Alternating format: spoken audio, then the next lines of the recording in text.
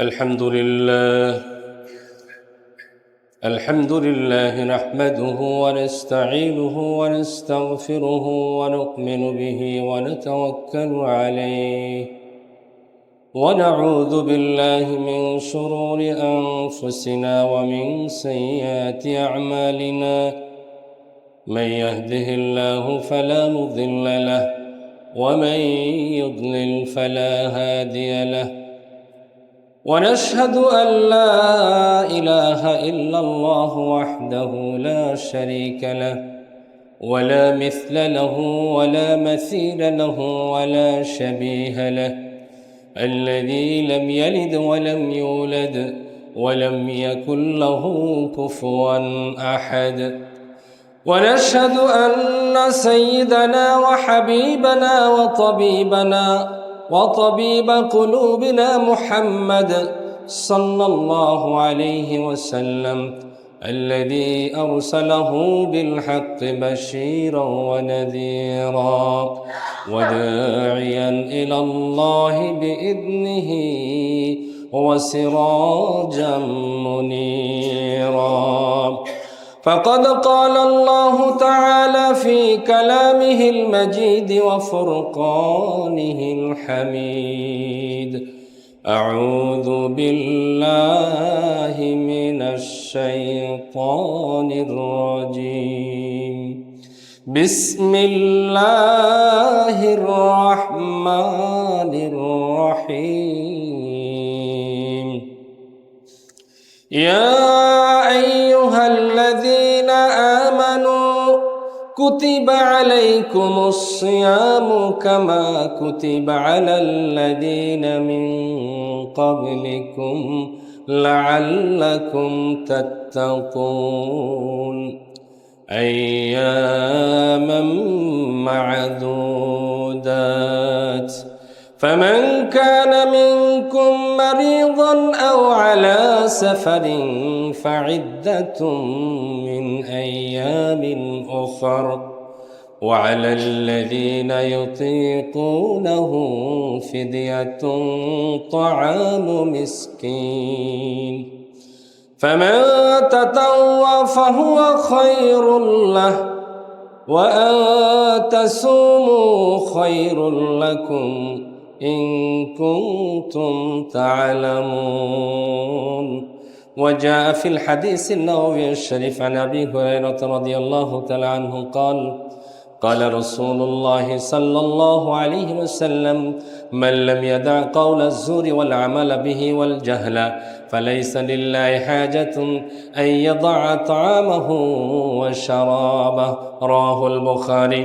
وقال تعالى في آية أخرى آمرا ومخبرا: إن الله وملائكته يصلون على النبي يا أيها الذين آمنوا صلوا عليه وسلموا تسليما. اللهم صل على محمد وعلى آل محمد كما صليت على إبراهيم وعلى آل إبراهيم إنك حميد مجيد. اللهم بارك على محمد وعلى آل محمد كما باركت على إبراهيم وعلى آل إبراهيم إنك حميد مجيد. সম্মানিত হাজিরিন, মুআজ্জাজ হাজিরিন, সম্মানিত মুসল্লি ভাই বোনেরা, আমরা আল্লাহ শুকরিয়া আদায় করছি সেই মহান মুনিবের কাছে যে আল্লাহ সুবহানাহু ওয়া তাআলা রমাদান মাসের এই দ্বিতীয় জুমায় আমাদেরকে তার গোলাম হিসাবে হাজিরা দেওয়ার জন্য মসজিদে উপস্থিত হওয়ার তৌফিক এনায়েত করেছেন। সকলেই আমরা কালিমাত শুকর পড়ছি আলহামদুলিল্লাহ। আমরা গত জুমায় রমাদান এবং কোরআন বিষয়ে আলোচনা করেছিলাম। আজকের জুমায় আমি রমাদান এবং তাকওয়া সাথে যাকাত নিয়েও কিছু আলোচনা করব ইনশাআল্লাহ। আল্লাহ সুবহানাহু ওয়া তাআলা মূলত রমজান মাসের রোজা ফরজই করেছেন তাকওয়া অর্জনের জন্য। রমজানের রোজাকে ফরজ করার উদ্দেশ্য হিসেবে আল্লাহ যেটি বলেছেন সেটি কি, যাতে করে তোমরা তাকওয়া অবলম্বন করতে পারো।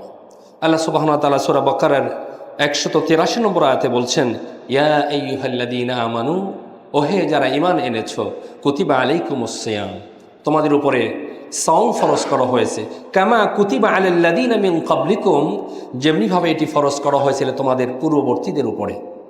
কেন?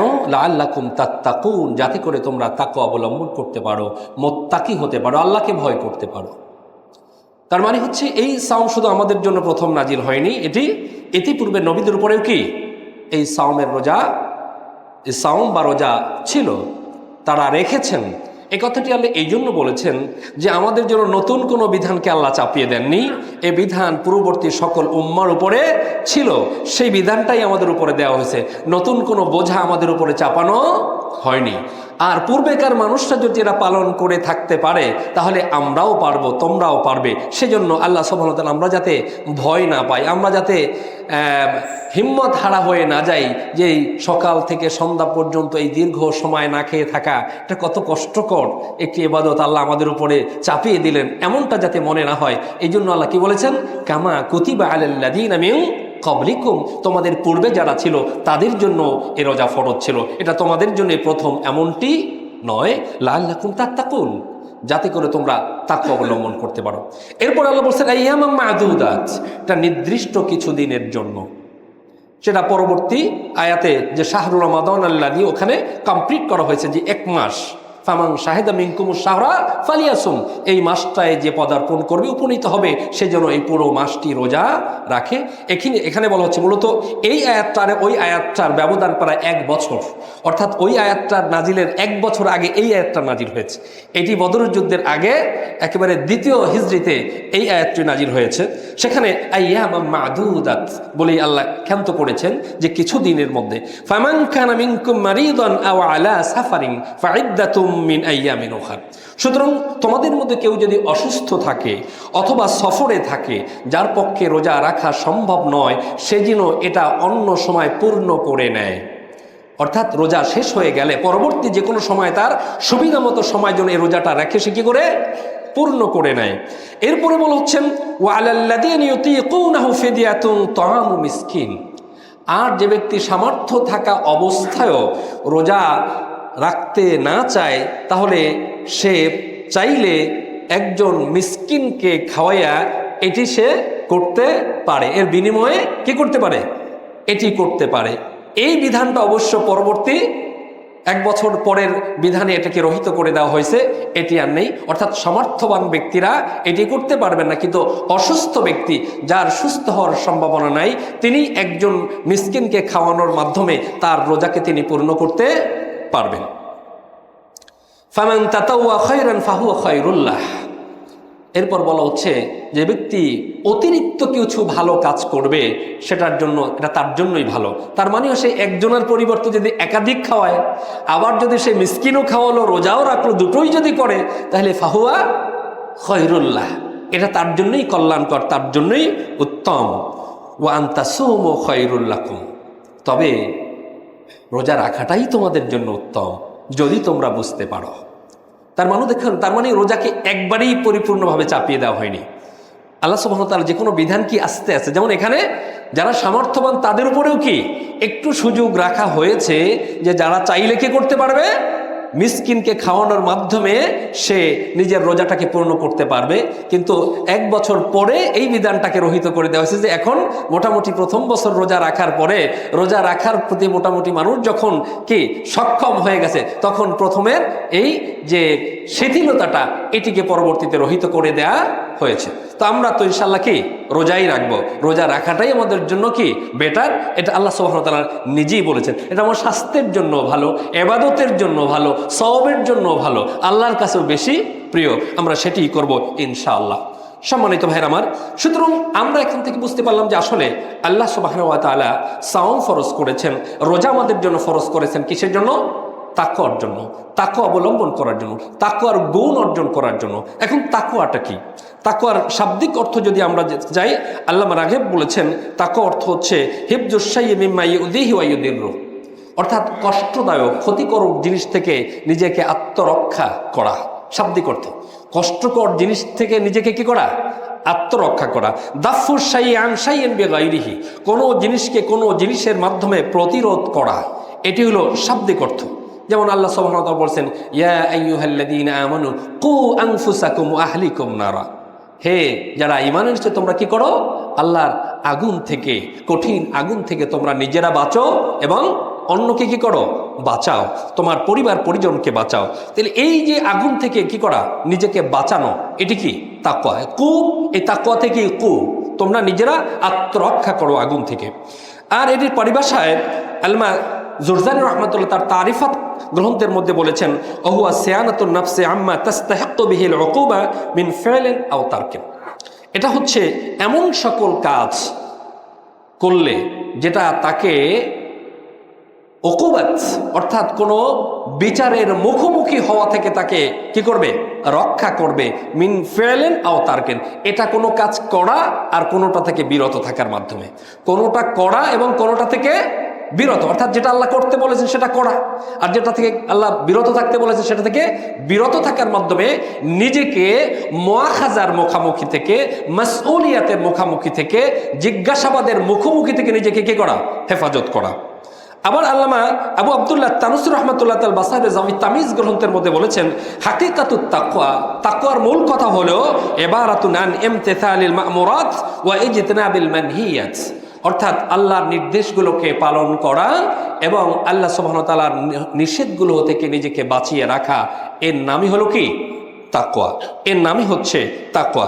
সুতরাং দেখুন রাসূলুল্লাহ সাল্লাল্লাহু আলাইহি ওয়াসাল্লাম সেজন্য হাদিসের মধ্যে বলেছেন, আবু হুরায়রা রাদিয়াল্লাহু আনহু থেকে বর্ণিত হাদিস, মুসলিম শরীফে এসেছে হাদিস, রাসূলুল্লাহ সাল্লাল্লাহু আলাইহি ওয়াসাল্লাম তাকওয়ার আলোচনা করতে গিয়ে বললেন, আত তাকওয়া হাহুনা ওয়া ইউশিরু ইলা সাদদিহি তালাতা মিরারিন, যে তাকওয়া এখানে, তাকওয়া দাড়ির মধ্যে নয়, তাকওয়া টুপির মধ্যে নয়, তাকওয়া জামার মধ্যে নয়, তাকওয়া লেবাসের মধ্যে নয়, তাকওয়ার বাহ্যিক বেশভূষার মধ্যে নয়, তাকওয়া হলো ইশুর ইলা সদরিহি তালাতা মিরারিন, তিনি তিনবার এভাবে নিজের দিকে ইঙ্গিত করবে, আর তাকওয়া হাহুনা, আর তাকওয়া হাহুনা, আর তাকওয়া হাহুনা, এভাবে তিনি কি করেছেন, ইঙ্গিত করছেন।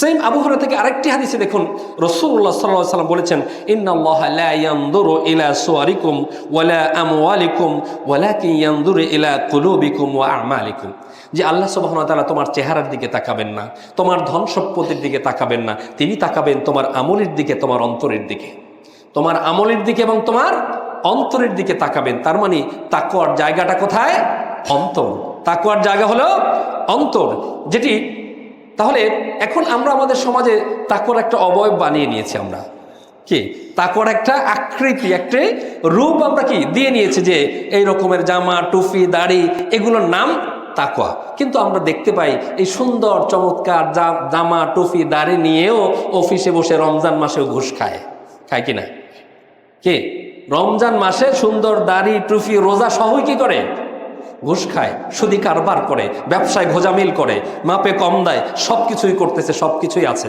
তার মানে হলো তার দাড়ি টুপি জামা কোনো কিছুই তাকে তাকওয়াবান করতে পারেনি।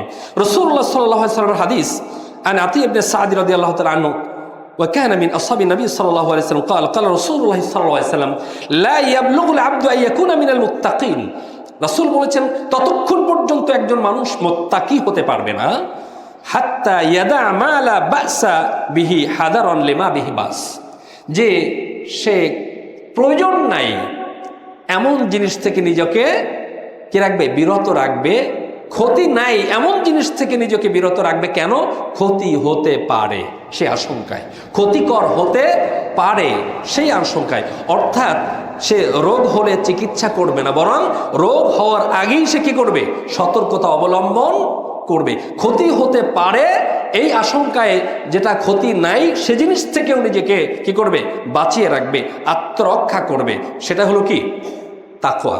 রাসূলুল্লাহ সাল্লাল্লাহু আলাইহি ওয়াসাল্লাম বলেছেন।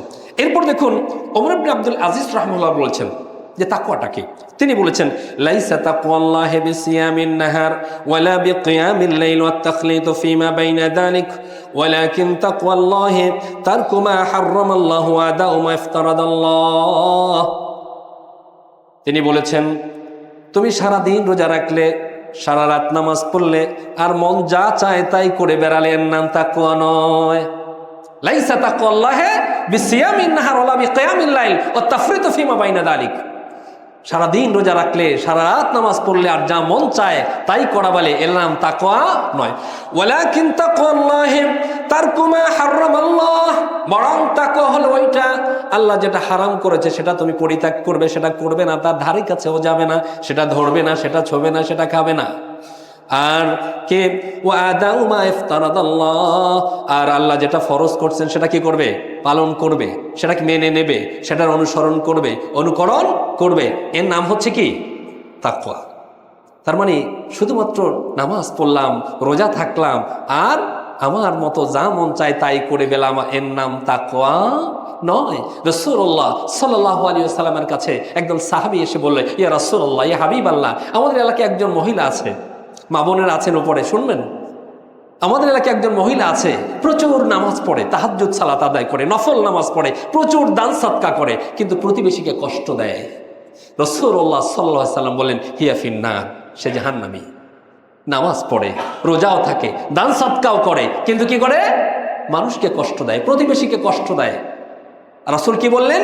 হিয়া ফিন্নার, সে জাহান্নামী। তার মানে তার সালাত, তার সাওম, তার সাদাকা তাকে জান্নাতি করতে পারেনি, বরং সে মানুষকে কষ্ট দিচ্ছে, সে জাহান্নামী।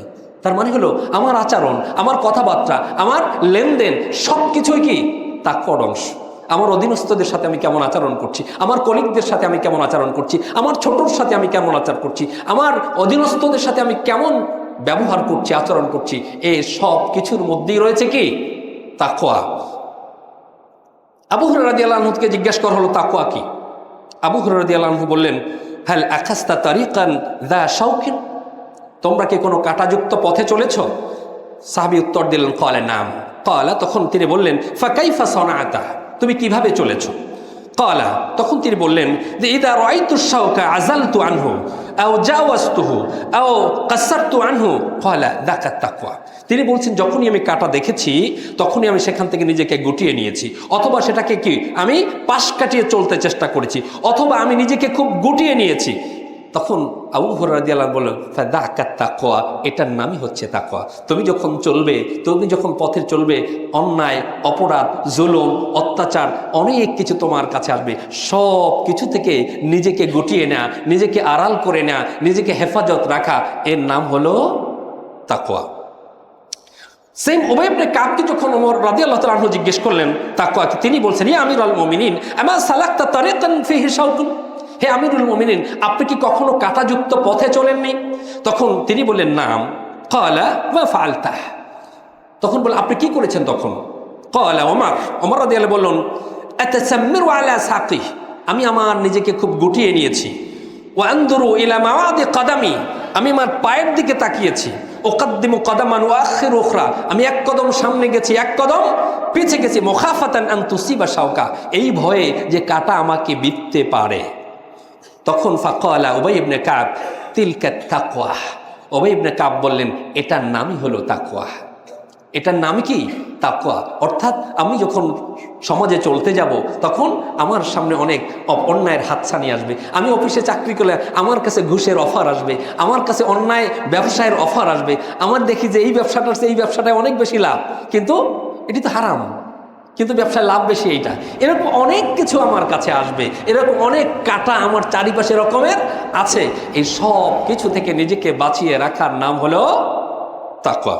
সর্বশেষ আলী কাররামাল্লাহু ওয়াজহা তিনি বলেছেন, তাকওয়া হলো 4টি জিনিসের নাম। তাকওয়া কয়টি জিনিসের নাম? আলী রাদিয়াল্লাহু তাআলা আনহু বলেছেন, তাকওয়া 4টি জিনিসের নাম। আল খাউফু মিনাল জালিল ওয়াল আমালু বিত তানজিল ওয়াল কানাআতু বিল কালিল ওয়াল ইস্তিদাদু লিয়াউমির রাহিল। 4টি জিনিসের নাম হলো তাকওয়া। আল খাউফু মিনাল জালিল, একমাত্র 1 নম্বর হলো আল্লাহর ভয়। 1 নম্বর কি? আল্লাহর ভয়। আমি চলার পথে, আমি কাজ করার পথে, আমি ব্যবসা করার পথে আমি সব সময় ভয় করব একমাত্র কাকে? আমি যে কাজটাই করতে যাইব আমি আল্লাহকে ভয় করব, যে আল্লাহ দেখছেন, আর কেউ না দেখলেও কে দেখছেন? আল্লাহ দেখছেন। এটা কি বৈধ নাকি অবৈধ? আল্লাহর ভয় আমি প্রত্যেকটা কাজ সম্পাদন করব। আল খাউফু মিনাল জালিল। 2 নম্বর হচ্ছে ওয়াল আমালু বিত তানজিল, আমার সকল আমল হবে কোরআন এবং সুন্নাহ অনুযায়ী। আমার পিশাব হুজুর কি বলেছেন? আমার বড় হুজুর কি বলেছেন, অমুকে কি বলেছেন, এটা আমার কাছে দলিল নয়। আমার দলিল হলো কোরআন কি বলেছে, সুন্নাহ কি বলেছে। অর্থাৎ আমার সকল আমল হবে কোরআন এবং সুন্নাহ অনুযায়ী। আল আমালু বিত-তানজিল, এর নাম হচ্ছে তাকওয়া। 2 নম্বর তাকওয়ার বৈশিষ্ট্য। 3 নম্বর তাকওয়ার বৈশিষ্ট্য হলো ওয়াল কানাআতু বিল কালিল, অল্পে তুষ্ট হওয়া। কি হওয়া? অল্পে তুষ্ট হওয়া। যতটুকু পেয়েছি শুকরিয়া আদায় করেছি। এই রমজান মাসে ঈদের জন্য একটা শাড়ি দেওয়া হয়েছে, আলহামদুলিল্লাহ। দ্বিতীয় শাড়িটার জন্য আমি এবার বায়না ধরি নাই, একটা 3 পিস পেয়েছি, আলহামদুলিল্লাহ। দ্বিতীয় 3 পিসটার জন্য বায়না ধরি নাই, একটা জামা পেয়েছি, আলহামদুলিল্লাহ। আরও একটা জামা লাগবে, 1 জোড়া জুতা পেয়েছি, আরও লাগবে, আরও চাই, আরও বেশি চাই। এটা থেকে নিজেকে নিয়ন্ত্রণ করার নাম হলো তাকওয়া। যতটুকু পেয়েছি আলহামদুলিল্লাহ, এতটুকু তো অনেকে পায় নাই, ঠিক কিনা? এতটুকু তো অনেকে পায় নাই। আমি একটা জিনিস, একটা জামা কিনতে পেরেছি, অনেকে কিন্তু একটা জামা কিনতে পারে নাই। আমি একটা শাড়ি কিনতে পেরেছি, অনেকে কিন্তু একটা শাড়ি কিনতে পারে নাই। আমি 1 জোড়া জুতা কিনতে পেরেছি, অনেকে তো 1 জোড়া জুতা কিনতে পারে নাই। আমি জুতা কিনতে পেরেছি, অনেকের তো পাওয়াই নেই। আমি ঘড়ি কিনতে পেরেছি, অনেকের তো হাতে নাই। সুতরাং আল কানাতু বিল কালিল, অল্পে তুষ্ট হবে। এটি হলো তাকওয়ার 3য় বৈশিষ্ট্য। তাকওয়ার 4র্থ বৈশিষ্ট্য ওয়াল ইস্তিআদাদু লিয়াউমির রাহিল, পরকালের জন্য প্রস্তুতি গ্রহণ করা। আমরা তো পরকালের পথিক। আমার দীর্ঘ যাত্রার মধ্যে আমি মরুভূমিতে যখন রাসূল সাল্লাল্লাহু আলাইহি সাল্লাম এটির উদাহরণ এভাবে দিয়েছে, তুই মরুভূমির মধ্যে যখন যাত্রা করছে, বিশাল যাত্রার মধ্যে হঠাৎ করে মরুভূমির মধ্যে একটি গাছ দেখতে পেলে, সেখানে কি আছে? ছায়া আছে। তুমি একটু নিজের প্রশান্তির জন্য ওই গাছটার নিচে একটু রেস্ট নিলে, একটু অবস্থান করলে, একটু আরাম করলে। আমার পৃথিবীর সময়টা তো এরকম। অর্থাৎ আমার যাত্রা, আমার অনন্তকালের যাত্রা তো আখিরাতের পথে। তার মধ্যে এই দুনিয়াটা হলো আমার এই মরুভূমির গাছের নিচে একটু রেস্ট নেওয়ার মতো সময়। সুতরাং আমার ওই চলার পথের পাথেও আমি কতটুকু সংগ্রহ করতে পেরেছি, আমার আখিরাতের প্রস্তুতি কতটুকু পেরেছি, এই হিসাব করা, এটাই হলো তাকওয়া। যেটি আল্লাহ রাসূল সাল্লাল্লাহু আলাইহি সাল্লাম বলেছেন সাওমের ব্যাপারে। আবু হুরায়রা থেকে বর্ণিত হাদিস। প্রথমেই আমি হাদিসটা বলেছি যে রাসূল বলেছেন, মান লাম ইয়াদা কাওলা যুর ওয়াল আমালা বিহি ফালাইসা লিল্লাহি হাজাতুন আইয়াদা তাআমাহু ওয়া শারাবাহু। যে ব্যক্তি বাজে কথা ছাড়তে পারলো না, বাজে কাজ ছাড়তে পারলো না, অযথা কর্মকাণ্ড পরিত্যাগ করতে পারলো না, আল্লাহ রাসূল বলেছেন ফালাইসা লিল্লাহি হাজাতুন আইয়াদা তাআমাহু ওয়া শারাবাহু। তাহলে সে না খেয়ে থাকা, না পান করে থাকার আল্লাহর কোনো প্রয়োজনীয়তা নেই। অর্থাৎ তার এটি রোজা হচ্ছে না, উপবাস হচ্ছে। রোজা নয়, এটা শুধু কি হচ্ছে? উপবাস হচ্ছে। না খেয়ে থাকা এটা রোজা নয়, শুধুমাত্র তার তৃষ্ণার্ত হওয়া ছাড়া আর কোনো কাজে এটা লাগছে না। এই জন্য আল্লাহ রাসূল বলছেন, কাম মিন সাইমিন লাইসা লাহু সিয়ামুহু ইল্লা যামআহ। অনেক রোজাদার আছে যার রোজা শুধুমাত্র পিপাসার্ত আর ক্ষুধার্ত হওয়া ছাড়া আর কোনো কাজে লাগে না। ওয়া কাম মিন কাইমিন লাইসা লাহু কিয়ামুহু ইল্লা সাহরা। অনেক সালাত আদায়কারী আছে যার সালাতটা শুধুমাত্র তার রাত্রি জাগরণ ছাড়া আর কোনো কাজে লাগে না। তার মানে তাকওয়া যদি আমাকে দিতে না পারে আমার সাওম, তাহলে আমার সাওম হলো না। আমার সালাত যদি আমাকে অন্যায় অপরাধ থেকে বিরত না রাখতে পারে, যেটি আল্লাহ বলেছেন ইন্নাস সালাতা তানহা আনিল ফাহশাই ওয়াল মুনকার, সালাত মানুষকে সকল প্রকার অন্যায় অপরাধ অশ্লীলতা থেকে বাঁচিয়ে রাখবে। আমার সালাত যদি আমাকে অন্যায় থেকে বাঁচাতে না পারে, আমার সালাত যদি আমাকে অপরাধ থেকে বাঁচাতে না পারে, আমার সালাত যদি আমাকে ফাহেসা থেকে বাঁচাতে না পারে, তাহলে আমার সালাত হয়নি। আমার সালাত প্রকৃতপক্ষে সালাত হয়নি। আল্লাহর কথা মিথ্যা নয়, আমার সালাত, আমি হক আদায় করে সালাত আদায় করতে পারিনি। তাকওয়ার বিষয়ে অনেক আলোচনা ছিল, সেটি আর করতে পারবো না। আমি আরেকটু আলোচনায় যাবো। এরপরে হচ্ছে আমরা জাকাতের বিষয়ে একটু আলোচনা করব। আমার এটা টার্গেট ছিল পরবর্তী জুমাতে জাকাতের আলোচনা করবো, এটি আমি গত জুমায় বলেছিলাম। কিন্তু আমরা জাকাত তো অনেকে দেয়া শুরু করেছি, এবং রমজান মাসে, যদিও রমাদানের সাথে জাকাতের কোনো সম্পর্ক নেই, রমজান আর জাকাত সম্পূর্ণ ভিন্ন জিনিস। তারপরেও যেহেতু রমজান মাসে সকল আমলের সওয়াব আল্লাহ বহুগুণ বাড়িয়ে দেন, সেজন্য সাধারণত মুসলমানরা রমজান মাসেই জাকাতটা আদায় করে থাকে। রমজানের মানে জাকাতের জায়গাটা কিন্তু রোজারও আগে। কোথায়? রোজারও আগে। আপনি যদি সূরা বাকারার দিকে খেয়াল করেন, যালিকাল কিতাবু লা রাইবা ফি হুদাল লিল মুত্তাকিন, এরপর আল্লাহ কি বলছেন? আল্লাযীনা ইউমিনুনা বিল গায়বি ওয়া ইউকিমুনাস সালাহ ওয়া মিম্মা রাযাকনাহুম ইউনফিকুন। 3 নম্বর কে? জাকাত। 1 নম্বর ঈমান, 2 নম্বরে সালাত, 3 নম্বর হলো জাকাত। আর আল্লাহ সুবহানাহু ওয়া তাআলা সব জায়গায় সালাতের সাথে জাকাতের আলোচনা করেছেন। ওয়া আকিমুস সালাতা ওয়া আতুজ যাকাতা ওয়ারকাউ মা'আর রাকিন, সূরা বাকারার মধ্যে আল্লাহ বলেছেন। সুতরাং সালাতের সাথেই যাকাতের জায়গাটা, সালাতের কথা যখনই বলেছেন আল্লাহ সেখানেই কি তার সাথে যাকাতের কথা বলেছেন। এটি হচ্ছে প্রধানতম ইবাদত। সালাত হলো প্রধান শারীরিক ইবাদত, আর যাকাত হলো প্রধান আর্থিক ইবাদত। সুতরাং এই যাকাতের বিষয়টা অত্যন্ত গুরুত্বপূর্ণ, যেটি সূরা মাআরিজের মধ্যে দেখুন আল্লাহ বলেছেন ওয়াল্লাযীনা ফি আমওয়ালিহিম হাক্কুম মা'লুম লিস-সাইলি ওয়াল মাহরুম, যে যাদের সম্পদের মধ্যে আল্লাহ সুবহানাহু ওয়া তাআলা একটি নির্দিষ্ট অংশ রেখে দিয়েছে লিস-সাইলি ওয়াল মাহরুম, যারা মাহরুম এবং সাইল, যারা অসহায় দরিদ্র, তাদের জন্য তোমাদের সম্পদে একটি নির্দিষ্ট অংশ কি করেছেন আল্লাহ রেখে দিয়েছেন। আর রাসূলুল্লাহ সাল্লাল্লাহু আলাইহি সাল্লাম বলেছেন যে মুআয ইবনে জাবালকে যখন তিনি ইয়ামানে পাঠায় তখন তাকে বলেছেন যে তাদেরকে তুমি বলবে যে ইন্নাল্লাহ ইফতারাদা আলাইহিম সাদাকাতা ফি আমওয়ালিহিম, যে তাদেরকে জানিয়ে দেবে যে আল্লাহ সুবহানাহু ওয়া তাআলা তাদের সম্পদের উপরে যাকাত ফরজ করেছেন। তুখাযু মিন আগনিয়াইহিম, যেটা কি করবে গ্রহণ করবে, আদায় করবে ধনীদের থেকে। ওয়া তুরাদ্দু আলা ফুকারাইহিম, এবং বিতরণ করবে গরিবদের মাঝে। কথাটা খেয়াল করবেন, আপনাকে গরিবকে যাকাত দিতে বলে নেই, কি বলা হয়েছে তুখাযু মিনাল আগনিয়া, ধনীর কাছ থেকে যাকাত আদায় করো আর গরিবের মধ্যে বিতরণ করো।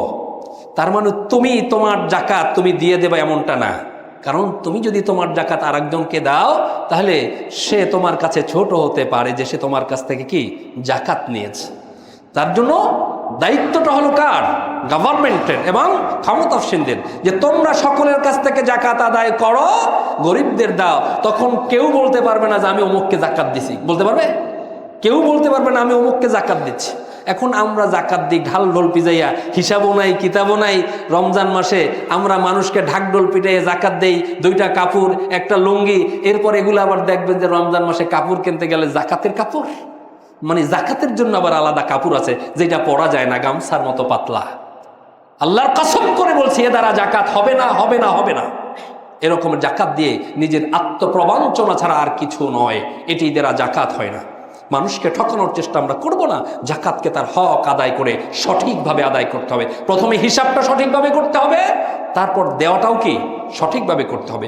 ইসলাম যাকাত এর সিস্টেম চালু করেছেন দারিদ্রতা বিমোচনের জন্য, এক মুঠো ভাতের জন্য নয়, একবেলা খাবার জন্য নয়, একবার কাপড় পরিধান করার জন্য নয়, বরং যে একবার যাকাত পাবে তাকে যেন আর কোনোদিন যাকাত দিতে না হয় এমনভাবে তাকে যাকাত দাও। অর্থাৎ তার যাকাত দিয়ে তাকে স্বাবলম্বী করে দাও, তাকে ব্যবসা দিয়ে দাও, তাকে একটা কর্মসংস্থান করে দাও, সে যেন আর যাকাত খেতে না হয়। আর আপনি আমি আজকে পৃথিবীতে যেরকম যাকাত দিচ্ছি, কিয়ামত পর্যন্ত এই রকমের যাকাত খেয়েই যাবে, আমরা তাদেরকে দিয়েই যাব। আমার এই যাকাত সমাজের কোনো পরিবর্তন করতে সক্ষম হবে না, ঠিক কিনা বলুন? সুতরাং আমাদেরকে সেইভাবেই যাকাত দিতে হবে যেভাবে ইসলাম আমাদেরকে যাকাত দিতে বলছে। আমার মন মতো যাকাত দিলে চলবে না। আর যাকাত দিলে আর একটা জিনিস খেয়াল রাখবেন, যাকাত দিলে সম্পদ কমে না, বরং যাকাতের সম্পদ কি করে বাড়ে। যাকাতের শাব্দিক অর্থই হলো বৃদ্ধি পাওয়া, বরকত লাভ করা, পরিশুদ্ধ হওয়া, পরিপক্ক হওয়া, সংশোধন হওয়া, প্রশংসা করা, পবিত্রতা অর্জন করা, মুনাফা বা লাভ করা, উৎকর্ষ সাধন করা। আমরা মনে করি যাকাত দিলে সম্পদ কমে, কিন্তু আল্লাহ বলছে যাকাতের সম্পদ বাড়ে। কারণ আপনার বাড়িটা আল্লাহ কোন জায়গায় বাড়িয়ে দেবে এটা তোমরা জানো না, আল্লাহ বাড়িয়ে দিচ্ছেন। যাকাতের পরিভাষায় আল্লামা রাগিব তার মুফরাদাত গ্রন্থের মধ্যে বলেছেন, আয-যাকাতু লামা ইয়াখরুজুহুল ইনসানু মিন হাক্কিল্লাহি তাআলা ইলাল ফুকারা। যাকাত হচ্ছে ওই সম্পদ যেটা শুধুমাত্র আল্লাহর জন্য নিজের সম্পদ থেকে গরিব মিসকিনের জন্য বের করে আনা হয় নির্ধারিত হিসাবে, সেটি হলো যাকাত। এরপরে আল্লামা জুরদানি রহমতুল্লাহ তার তারিফাত কিতাবের মধ্যে বলেছেন, ইবারাতুন আন ইজাবি তাইফাতুম মিনাল মাল মিন মালি মাখসুসিন লি মালিকিন মাখসুস। অর্থাৎ নির্ধারিত মাল থেকে নির্দিষ্ট অংশ নির্ধারিত ব্যক্তিদের মাঝে বিতরণ করা, বিলিয়ে দেওয়ার নাম হচ্ছে কি যাকাত। সুতরাং আমাদেরকে এই যাকাতের গুরুত্বটা উপলব্ধি করতে হবে, যেটি ফরজ ইবাদত। সালাতটা যেমন ফরজ, যাকাতটা তেমন ফরজ। যাকাত আদায় করার জন্য হিসেবটা আগে কি, স্পেশালি হিসেবটা যদি আপনি না করেন, আপনি যদি পরিমাণের চেয়ে বেশিও যাকাত দিয়ে দেন, আপনার কিন্তু যাকাত আদায় হবে না। আপনার হিসাবটা বের করার পরে কি করবেন, এরপরে আমি কি করব, আপনি হিসাব না করে যদি পরিমাণের চেয়ে বেশিও দেন সেটা সাদাকা হবে, কিন্তু যাকাত হবে না, জাকাতটাকে আপনাকে হিসাব করে আগে বের করতে হবে। আপনার টোটাল সম্পত্তিটাকে কি যোগ করে তারপরে আমাকে হিসাব করে নিয়ে আসতে হবে। এই জন্যই বলছি জাকাতের 1 নম্বর গুরুত্বটা হচ্ছে জাকাত হলো ফরজ ইবাদত। এটার গুরুত্বটা বুঝতে হবে, যেটি আল্লাহ সূরা বাকারার মধ্যে বলেছেন আকিমুস সালাহ ওয়া আতুজ যাকাহ ওয়ারকাউ মা'আর রাকিন।